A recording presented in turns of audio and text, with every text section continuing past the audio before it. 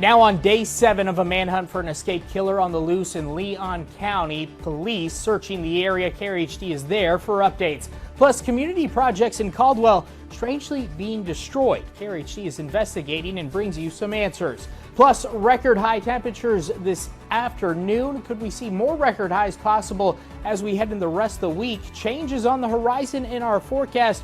We'll lay out what to expect. Your KRHD News starts right now. Breaking this evening, you're looking at video of firefighters responding to the scene at Kinder Ready Learning Center. This is on Sulphur Springs Road in Bryan earlier this evening. Witnesses there said the fire appears to be out and the situation does appear to be getting under control. We'll continue to keep you updated on this developing story over at KRHDnews.com.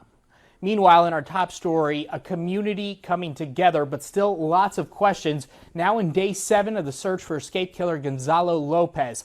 This is a story we've been following closely. After false alarms of Lopez possibly being spotted yesterday in McLennan County, the Department of Criminal Justice is releasing these new photos today. These photos are the last photos taken of Lopez before he escaped custody. The 46-year-old Gonzalo Lopez stabbed a guard on the bus, causing the bus to crash, and then ran away. Texas Department of Criminal Justice spokesperson Robert Hurst says the perimeter of the search has been narrowed to an area of about 5 square miles, but they do believe he's still in Leon County. Authorities also say they hope they could find Lopez soon, and Hurst also said that no prison clothes that Lopez was wearing have been found, so they believe Lopez could still be in them. Again, Lopez is serving back-to-back life sentences for a shooting at a Texas sheriff's deputy in 2004 and for killing a man after holding him ransom on a drug debt.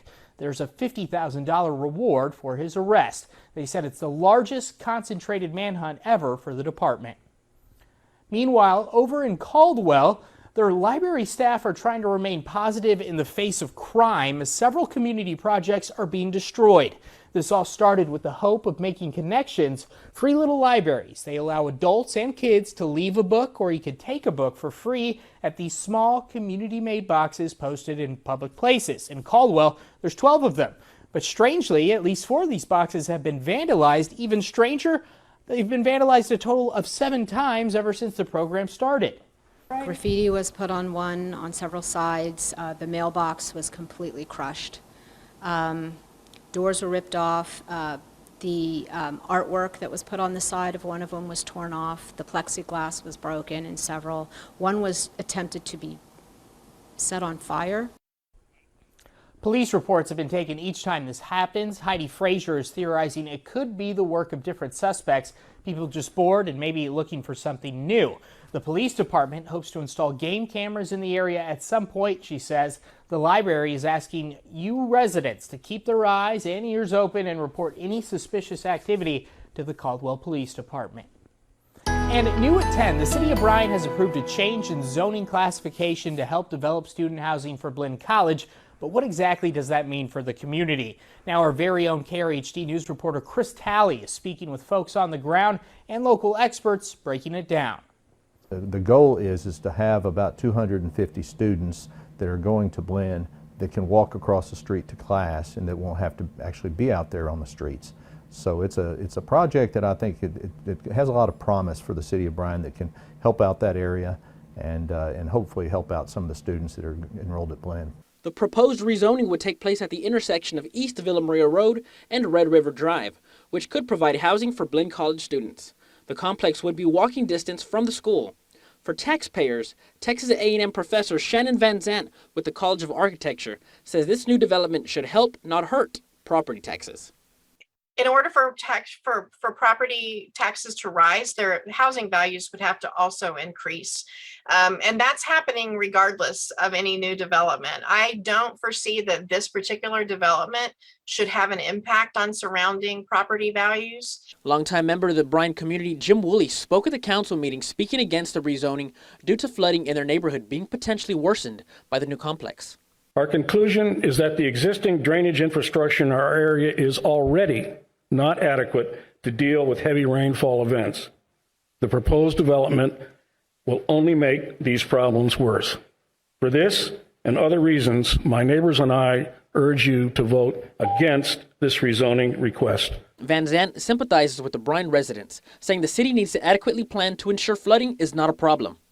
The residents are right to be concerned about flooding. New development does tend to cause more runoff, and so the potential for flooding is there, but there are certainly ways to mitigate it, and the city should be taking steps to make sure that that happens. And Edge ensures this project won't affect the taxpayers, but help the area of Bryan flourish. I don't really believe it's going to affect their property values in any way. So I think it's going to be a net gain for the city. Obviously a $28 million project that, and there's been no incentives given to the developer from the city, so there's no tax breaks that they're getting. It is something that will put that property that's been vacant, I mean, that's going to be a net gain for the taxpayers of Bryan. Now that the vote has passed, the next steps would be for the applicant to bring forth the proposal to city staff. In Bryan, Chris Talley, Krhd News. I know parents all across the country are worried about finding enough infant formula to feed their babies. As a parent and as a grandparent, I know just how stressful that is. New this evening, President Biden is now invoking the Defense Production Act to speed up the production of baby formula across the country. This is a story we've been following closely. The president announcing this via Twitter and detailing how some of the progress is expected to be made. Parents have been turning to social media and homemade options for finding baby formula. The president reiterating how authorizing this act will help stop some of those problems and help store shelves meet demand quicker. It's a growing need here in the Brazos Valley. Children looking for homes, looking for families. Krhd News reporter Diamond Dixon is speaking with the local care office and explaining how fewer children are being placed in homes right here in the Brazos Valley. Renaissance Family Services helps place children in homes within the Brazos Valley. Case Manager Supervisor Katie Thompson says there are people looking to foster and adopt in the area. A lot of our foster families really have a heart for children from trauma, children who have different needs than the average child.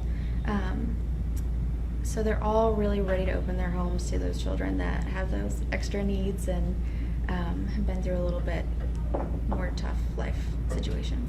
But even though people are looking to foster children, older children seem to get left out. As Katie says, families feel more comfortable with younger children. I think a lot more families are hesitant to take older children because they typically have more trauma. They've either been in the system a lot longer or they've been in situations where they were not safe and were having trauma for longer. Abby Bellingeri and her husband live in the Brazos Valley. It's a life Abby says they love and cherish every second of. We didn't know how well we would do at parenting older children because, of course, you know, we haven't exactly been parents yet up until this point, but like having the older kids has been such a blessing, and they've been just as amazing as the little ones and probably in some ways easier. Abby has not been able to have children on her own yet, but she and her husband are grateful to foster. In Bryan, Diamond Dixon, Krhd News. Workplaces have been invested in keeping employees safe from COVID, but there's also new emphasis on total worker health. Whether they're sick, hurt, suffering mental fatigue, suffering distress of some kind. And in those cases, performance and productivity goes down, absenteeism goes up. This will lead to, significant safety issues, no matter what industry you're in or what type of work you're doing. That's John Doney. He focuses on emerging issues within workplaces for the National Safety Council. He says the pandemic has brought new urgency to employers around prioritizing physical and mental well-being. In a recent NSC survey, workers who reported feeling unsafe or very unsafe at work were nearly 3 times as likely to experience clinical diagnosis levels of depression and anxiety symptoms. Feeling unsafe can mean a variety of things. Feeling comfortable to raise your hand and express an issue, right? If you see something that potentially could cause you or others harm, if you see something that just creates a tingle in your gut and you say, that doesn't look right, that doesn't feel right. Or maybe, conversely, you're put in a position where perhaps you're a minority population, an underserved population, and there's just cultural pressure in the organization in a way that makes you uncomfortable. And that could be direct harassment, certainly. It could be bullying. It could be much softer, much more pervasive and harder to pinpoint. NSC has resources for employers like perception surveys and cost calculators. It found organizations on average spend more than $15,000 per year for each employee experiencing a mental health issue. But employers that support mental health see a return of about $4 for every $1 invested in treatment. Employees are encouraged to speak up. Just create that space for even 5 minutes for everyone to say, here's what's on my mind. Maybe it's personal. Maybe I just, I had an argument last night with my family, or my mom's in the hospital, or whatever else it is. You don't need to be specific. You don't need to be a worker saying, I'm going to put myself out on a limb and say, hey, I'm depressed or I'm anxious. You can just say, hey, this is what I've got going on in my life right now. And maybe I should, take a step back today. Next in the lineup, your digital assistant is listening. It's supposed to, right? But there's new information about how exactly what you say is being used. Coming up after the break, an exclusive story from our sister station KXXV. You'll only see there or here on KRHD News, a breakdown of the upcoming Texas Attorney General race between incumbent Texas Attorney General Ken Paxton and Texas Land Commissioner George P. Bush. The story ahead. Yeah. Well, happy hump day, and what a hump day it was. We reached a record high temperature of 98 degrees at the Easterwood Airport for Blinn College Station. Across the Brazos Valley, we saw those temperatures approach that record mark. It doesn't look like we'll have to deal with anything like that overnight, especially because things have calmed down. Our lows are going to land close to 70 degrees once again, but more record highs are on the horizon for the next couple of days, right before our next cold front begins to work into the area. I want you to take a look at our lows going forward. Very close to normal values for the most part, a little bit on the warmer side, 73 degrees in Blinn College Station. And then as we go forward, we mentioned it once again, the hot weather is sticking with us, sticking on our skin, and you can feel it outside. 97 degrees once again for our high here in Blinn College Station. The record was 94, set back in 2003. So we're going to have another shot of potentially breaking that record. We're going to keep a close eye on it going forward. The one change, and one thing that I heard throughout the course of the day from people, was that the winds made things feel a little bit more accommodating, a little more of a south breeze kicking about, say, 15 to 20 miles per hour probably made you feel a little bit better. Maybe what will make you feel a little bit better going forward as well is there is some change on the horizon. We're monitoring our next cold front. We're going to start off with our future track. You're not going to see much here going through Wednesday, going through Thursday in terms of cloud cover and moisture. But then as we get into Friday evening, it looks like there's a slight chance we could see maybe a shower pop into the mix. I'm going to take a step back here briefly, and you'll notice from Friday going into Saturday, a little bit more cloud cover on our extended future track. You get a little better idea of what we're talking about. We're going to start to see this next cold front begin to work into the area. Showers and storms are going to begin to develop just north of the DFW Metroplex, and there's a chance we could see some beginning to form out west that make their way across that I-35 corridor and slip here into the Brazos Valley Friday evening and potentially Saturday evening as well. Looks like Saturday is going to be the better chance for that, and then as we go into Sunday, well, that's when we're going to see the bottom drop out in terms of change. It's been a while since we've been able to say anything other than lows in the 70s, highs in the mid-90s, record warmth possible, but we're going to be back closer to normal values for at least 2 days on our 10-day forecast. Let's take a look here and you'll get an idea of what we're talking about. Overall, for tomorrow, expect that high temperature close to 97 degrees, 97 once again on our Friday, Saturday, 97 as well. That's when we have that chance of showers and storms in the area. And then as we go into the week ahead, Sunday looks like it's going to be our best day of the weekend with those high temperatures back down. We see those south winds shift to the 15-mile-per-hour range, and we see a high temperature of 80 degrees. Of all the Tuesday runoff elections next week, the race for Republican AG might be the one most closely watched. On one side, embattled AG Ken Paxton, who has the support of the former president Donald Trump, despite facing an FBI investigation and also a separate federal indictment. On the other side, George P. Bush, the state's current land commissioner and part of a political dynasty. 25 News anchor from our sister station KXXV, Todd Unger, caught up with him to talk about the border, abortion, and the campaign. What needs to happen in the next 5 to 6 days for you to be victorious on Tuesday? Well, Todd, Dallas Morning News just ran a poll showing us within the margin of error. So this is a true barn burner. We did really well on March 1 in South Texas on my border security message. We carried most of the counties south of Bexar County down to the Rio Grande Valley and west toward El Paso. And really, I'm carrying that message forward throughout the rest of the state of Texas. So we will be in North Texas for the next 2 days. in Ken Paxton's backyard. And by the way, Todd, I've challenged him to 10 debates. He refuses to engage. On that note, why do you think he has been so reluctant to debate? I think he has no record to run on. He's a swamp creature who's been around the Capitol for 22 years. He's running multi-million-dollar attack ads against my record, which is really a shame that he has no record of accomplishment to campaign on. And so, look, as a former attorney myself, I can tell you that I bet his white-collar criminal defense attorney is advising him not to engage the media, not to engage the public, because any information that he puts out there can be used against him in the court of law. If you win on Tuesday, let's talk a little bit about what you want to do. Day one, I'm going to be deploying a team of attorneys down to the southern border to enforce criminal trespassing laws. I will be backstopping our honorable National Guardsmen and Border Patrol officials. Ken Paxton hasn't deployed one attorney to help our county DAs and sheriffs.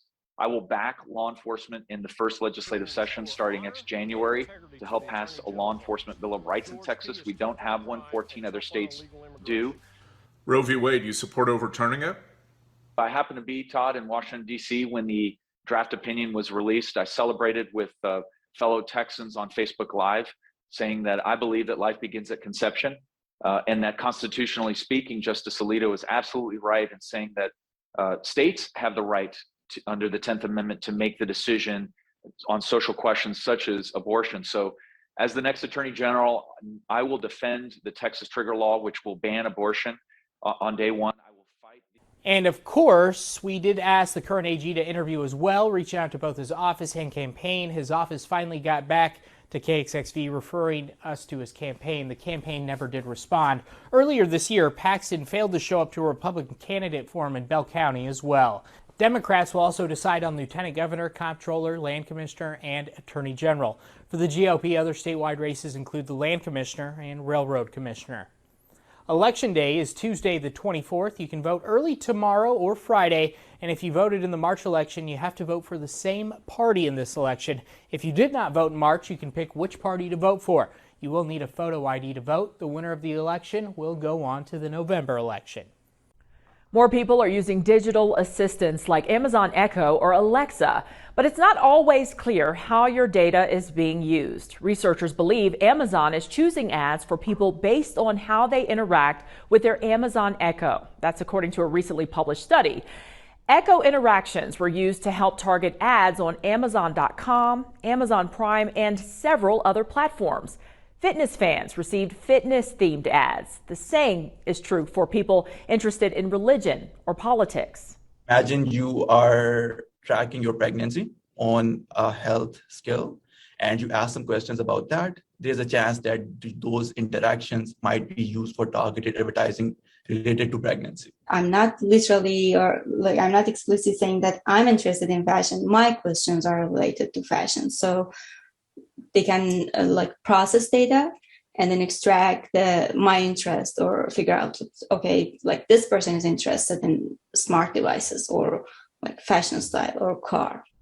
In an emailed statement, an Amazon spokesperson said, quote, "In some cases, we will use the actions of customers to inform the ads we serve."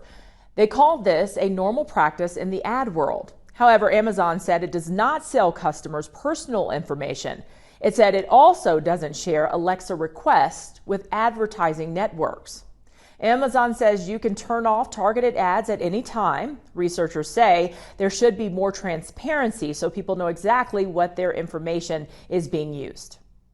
You got donors walking out, you got staff getting frustrated. Ahead in our lineup, American Red Cross workers and the organization are at odds over staffing and pay. And while this dispute goes on, workers say all of us are being impacted. On Tuesday, ERCOT held a press conference on recent energy concerns ahead of the beginning summer. During that conference, officials say they were also surprised by the sudden shutdown of 6 power plants last Friday. However, they say reforms put in place worked. ERCOT leaders went on to say they don't expect the lights to go out at all this summer. We got through last summer. We got through last winter, and we're going to get through this summer. Bottom line for each of you is that we feel very confident about this summer. They're also encouraging Texans to continue conserving energy when they can, but no conservation notice has been extended at this time. Drivers in at least one state are already paying $6 for a gallon of gas, and more states could see the same price at their pumps before the end of the summer. This is according to analysts at J.P. Morgan, warning $6 or more could be the national average by August. Prices are already at $4.52 for the national average. $4.30 is the average right here in the Brazos Valley. Gas prices have surged due to Russia's invasion of Ukraine and low seasonal inventory levels.